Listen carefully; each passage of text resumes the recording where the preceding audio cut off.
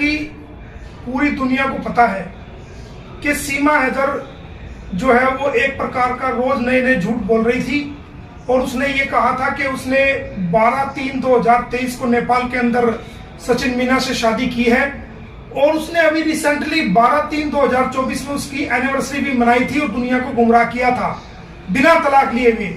और अभी जो खबरें भी सुनने आ रही थी कि भाई वो किसी बच्चे को भी जन्म देने जा रही है और कई बातें उसके अंदर थी। तो गुलाम हैदर ने जो मुझे कहा और जो डिस्कशन हुई उसके आधार पर हमने सीमा के खिलाफ, सचिन के खिलाफ और उनके मुंह बोले भाई एपी सिंह के खिलाफ और जो पंडित जी जिसने फेरे कराए थे उनके खिलाफ और तमाम उन बरातियों के खिलाफ एक हमने फैमिली कोर्ट गौतम बुद्ध नगर सेशन कोर्ट में हमने एक मुकदमा फाइल किया था, जिसके अंदर हमने हिंदू मैरिज एक्ट सेक्शन 11 के तहत और सेक्शन 6 जो कि यूपी धर्म विधि विरुद्ध धर्मांतरण अधिनियम के तहत हमने एक मुकदमा फाइल किया था। तो उसमें उसके अंदर हमने कोर्ट में याचिका फाइल की थी और उस याचिका के तहत कई दौर की हमारी सुनवाई हुई, बहस हुई उसको एडमिट करते हुए और हमने ये 1 तारीख को फाइल किया था और कई दौर की उसमें बहस हुई।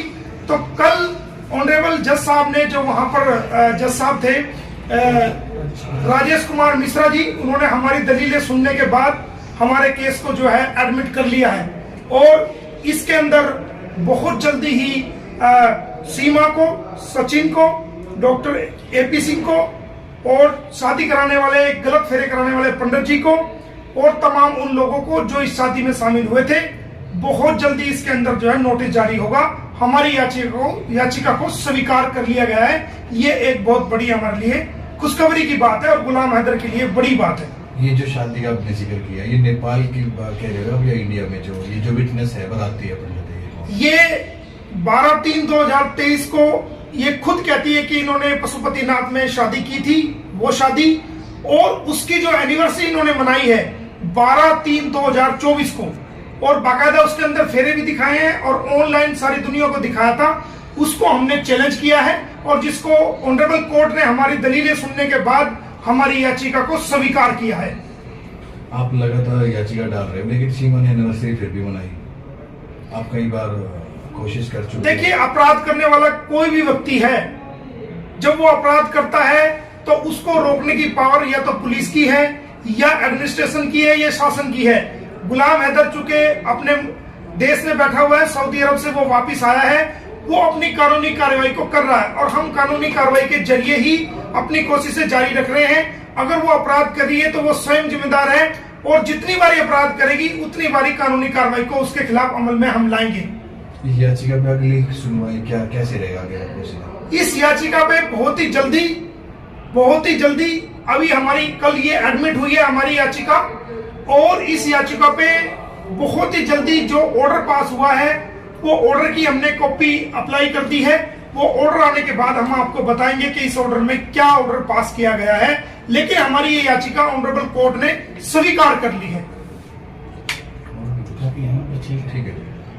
ठीक है। याचिका में क्या कहा था वकील साहब आपने? याचिका में हमने एक तो शादी, इसकी जो शादी है इसको चैलेंज किया है कि पूरी दुनिया को पता है कि सीमा हैदर जो है वो एक प्रकार का रोज नए नए झूठ बोल रही थी और उसने ये कहा था कि उसने 12/3/2023 को नेपाल के अंदर सचिन मीना से शादी की है और उसने अभी रिसेंटली 12/3/2024 में उसकी एनिवर्सरी भी मनाई थी और दुनिया को गुमराह किया था बिना तलाक लिए हुए। और अभी जो खबरें भी सुनने आ रही थी कि भाई वो किसी बच्चे को भी जन्म देने जा रही है और कई बातें उसके अंदर थी। तो गुलाम हैदर ने जो मुझे कहा और जो डिस्कशन हुई उसके आधार पर हमने सीमा के खिलाफ, सचिन के खिलाफ और उनके मुंह बोले भाई एपी सिंह के खिलाफ और जो पंडित जी जिसने फेरे कराए थे उनके खिलाफ और तमाम उन बरातियों के खिलाफ एक हमने फैमिली कोर्ट गौतम बुद्ध नगर सेशन कोर्ट में हमने एक मुकदमा फाइल किया था, जिसके अंदर हमने हिंदू मैरिज एक्ट सेक्शन 11 के तहत और सेक्शन 6 जो कि यूपी धर्म विधि विरुद्ध धर्मांतरण अधिनियम के तहत हमने एक मुकदमा फाइल किया था। तो उसमें उसके अंदर हमने कोर्ट में याचिका फाइल की थी और उस याचिका के तहत कई दौर की हमारी सुनवाई हुई, बहस हुई उसको एडमिट करते हुए, और हमने ये 1 तारीख को फाइल किया था और कई दौर की उसमें बहस हुई। तो कल ऑनरेबल जज साहब ने, जो वहां पर जज साहब थे राजेश कुमार मिश्रा जी, उन्होंने हमारी दलीलें सुनने के बाद हमारे केस को जो है एडमिट कर लिया है और इसके अंदर बहुत जल्दी ही सीमा को, सचिन को, डॉक्टर AP सिंह को और शादी कराने वाले, गलत फेरे कराने वाले पंडित जी को और तमाम उन लोगों को जो इस शादी में शामिल हुए थे, बहुत जल्दी इसके अंदर जो है नोटिस जारी होगा। हमारी याचिका को स्वीकार कर लिया गया है। ये एक बहुत बड़ी हमारे लिए खुशखबरी की बात है और गुलाम हैदर के लिए बड़ी बात है।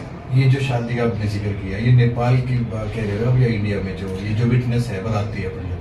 ये 12/3/2023 को ये खुद कहती है कि इन्होंने पशुपतिनाथ में शादी की थी, वो शादी, और उसकी जो एनिवर्सरी इन्होंने मनाई है 12/3/2024 को, और बाकायदा उसके अंदर फेरे भी दिखाए हैं और ऑनलाइन सारी दुनिया को दिखाया था। उसको हमने चैलेंज किया है और जिसको ऑनरेबल कोर्ट ने हमारी दलीलें सुनने के बाद हमारी याचिका को स्वीकार किया है। आप लगातार याचिका डाल रहे हो, लेकिन सीमा ने एनिवर्सरी फिर भी मनाई। आप कई बार कोशिश कर चुके। देखिए, अपराध करने वाला कोई भी व्यक्ति है, जब वो अपराध करता है तो उसको रोकने की पावर या तो पुलिस की है या एडमिनिस्ट्रेशन की है या शासन की है। गुलाम हैदर चूंकि अपने देश में बैठा हुआ है, सऊदी अरब से वो वापिस आया है, वो अपनी कानूनी कार्रवाई को कर रहा है और हम कानूनी कार्रवाई के जरिए ही अपनी कोशिशें जारी रख रहे हैं। अगर वो अपराध कर रही है तो वो स्वयं जिम्मेदार है और जितनी बारी अपराध करेगी उतनी बारी कानूनी कार्रवाई को उसके खिलाफ अमल में हम लाएंगे। याचिका पे अगली सुनवाई क्या कैसे रहेगा आगे? इस याचिका पे बहुत ही जल्दी अभी हमारी कल ये एडमिट हुई है हमारी याचिका, और इस याचिका पे बहुत ही जल्दी जो ऑर्डर पास हुआ है वो ऑर्डर की हमने कॉपी अप्लाई कर दी है। वो ऑर्डर आने के बाद हम आपको बताएंगे कि इस ऑर्डर में क्या ऑर्डर पास किया गया है, लेकिन हमारी ये याचिका ऑनरेबल कोर्ट ने स्वीकार कर ली है। ठीक है, तो याचिका में क्या कहा था वकील साहब आपने? याचिका में हमने एक तो शादी, इसकी जो शादी है इसको चैलेंज किया है।